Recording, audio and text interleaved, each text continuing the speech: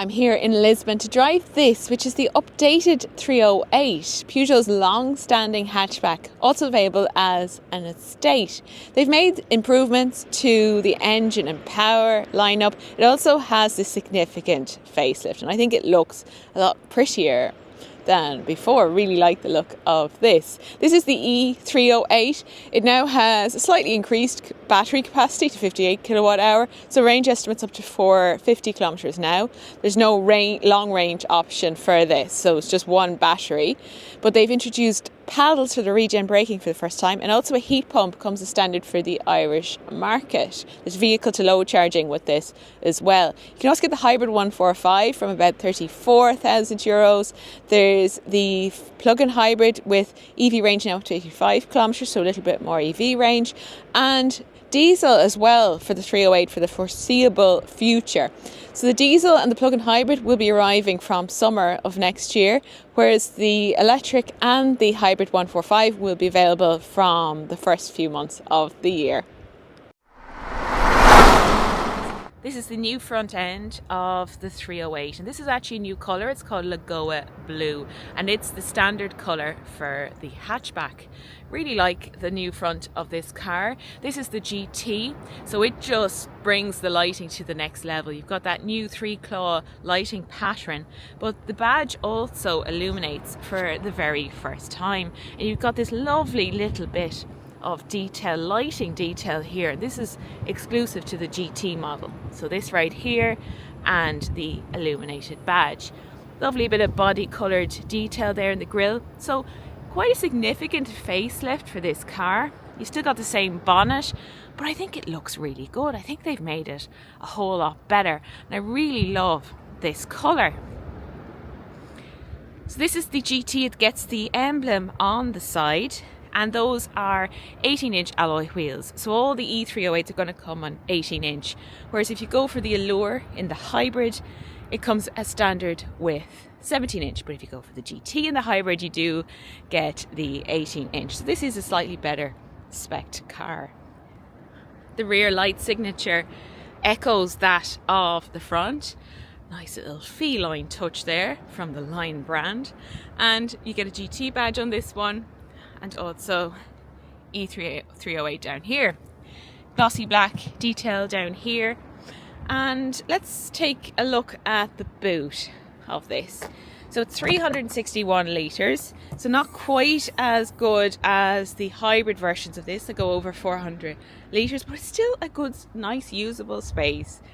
And a bit of depth to that as well. And you can also lift up this. And I love to see this. You've got space for your charging cables underneath.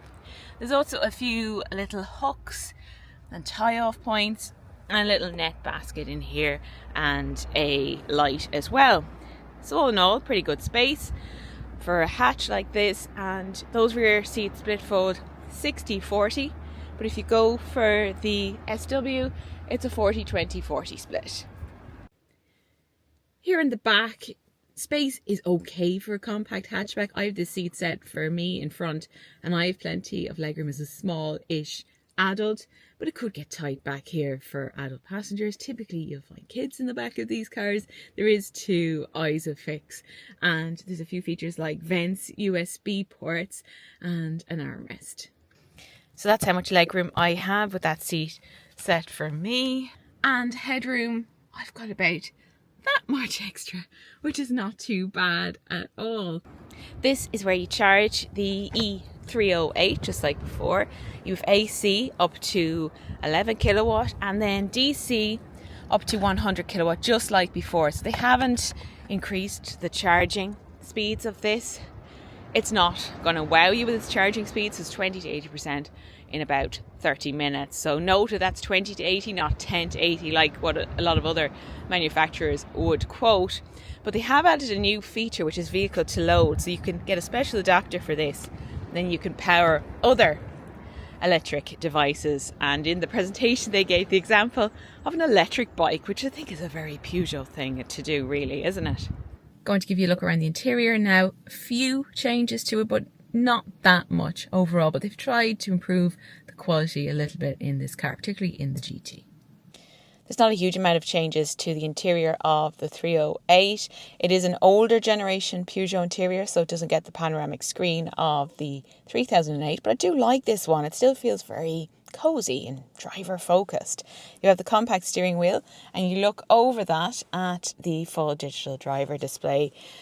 To your right in these cars is the touchscreen, just the same as before. You have the iToggle switches underneath, which you can customize, and more shortcut buttons down here for the ventilation or demisting the rear screen.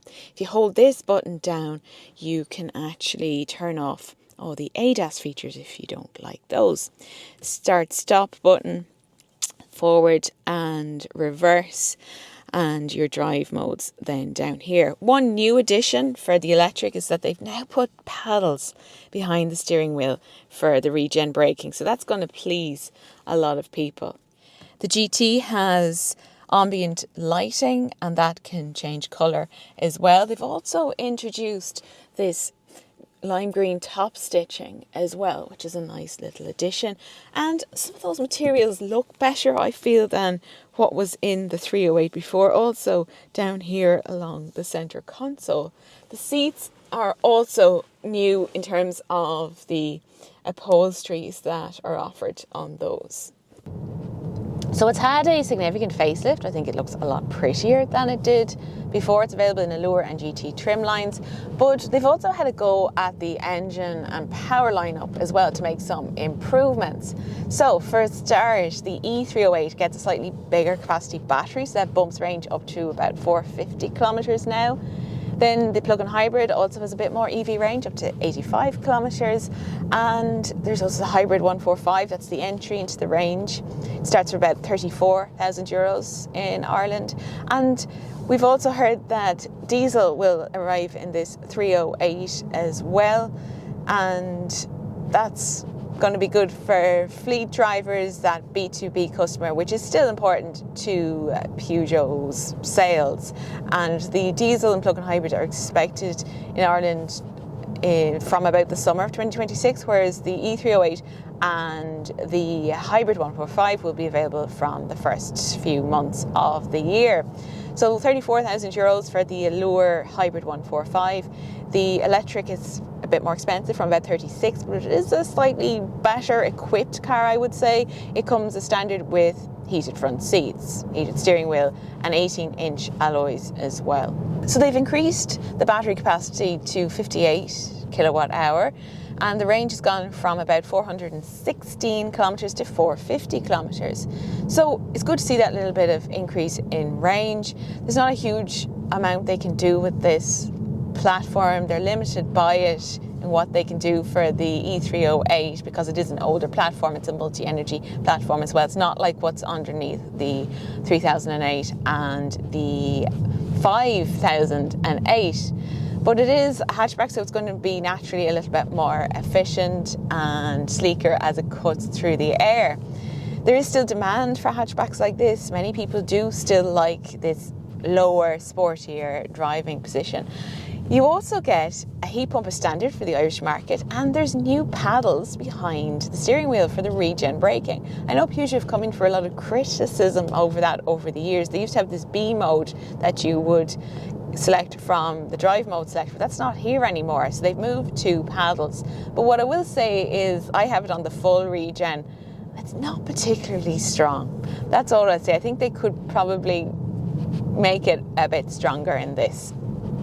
It's got a 156 horsepower motor that's sending power to the front wheels as before. It's got a little bit more torque than before. It's a little bit quicker, the 0 to 100, so it's 9.3 seconds. But really, it's at its most powerful in the sport mode. That's where you do get more of that urgency from the accelerator pedal. In the normal and eco, it's a bit more muted altogether. But with a car like this, you're trying to get as far as possible as you can on your single battery charge. So you're probably not going to be putting it into sport mode unless you do need a bit of extra urgency for overtaking manoeuvres or joining motorways. There is no long range battery option in the 308, so that does limit its appeal somewhat. So for example, the new EV4, you can get a long range battery up to the region of 600 kilometres, but this limited to 450 kilometres, whereas if you look at the standard range battery in the Kia EV4, it's about 440 kilometres. So they do compare well, and this is actually not quite as expensive as that EV4 standard range. And you also have that choice of Allure or GT trim levels, whereas you only get one in the EV4. Also, it's more traditional feeling behind the steering wheel. Look, this can be good and bad. It's not particularly futuristic or tech focused. The tech certainly doesn't distract from the driving experience. It is very much a driver's car, the way it handles. Even this E-308 goes around corners lovely. Plenty of grip. It is front wheel drive. You can turn in nicely to the corner. It's very neat, not too much body lean either, lots of grip. So it is fun to drive. And because you're sitting low in it, the way you sit in the car just makes it feel very sporty and driver focused. Now, not everybody is a fan of the Peugeot compact steering wheel and the way you look over it at the digital driver display, and even they're starting to move towards the more panoramic display like you see in the 3008 and 5008, but I still like this setup. I like the compact steering wheel and how agile and fun it makes the car feel. You very much feel like you're in control of a car like this, and I like that, but some people don't like it, and also they find it hard to see the digital driver display. And certainly what I find with it is I have the steering wheel lower than probably what I usually would, so it is one where you really need to get in and try before you buy. Refinement is excellent, so particularly E308, because you've no engine noise. It's so smooth and quiet to drive. Even at high speeds out on the motorway, it doesn't whip up a whole load of noise. So that is an advantage as well. And Peugeot is an upmarket car brand these days as well. So very good levels of refinement. Comfort-wise, it's fine on the smooth stuff. There's a teeny bit of firmness over broken surfaces, I would say. But 308 gets away with it because it's kind of part of its sporty character. That's all from the cabin of the Peugeot E-308, the updated one from the launch here in Lisbon, expected in Ireland in Q1 of next year, from about €36,000 for the Allure. And then in the summer we're likely to see plug-in hybrid and diesel as well, because diesel is still important for Peugeot in this segment, particularly their B2B customers, their fleet buyers. There's a review over on changinglanes.ie. You can take a look at that for a little bit more detail on the prices and specs of this car. That's all from the Peugeot 308 facelift launch in Lisbon. Thanks for watching, and I'll see you soon.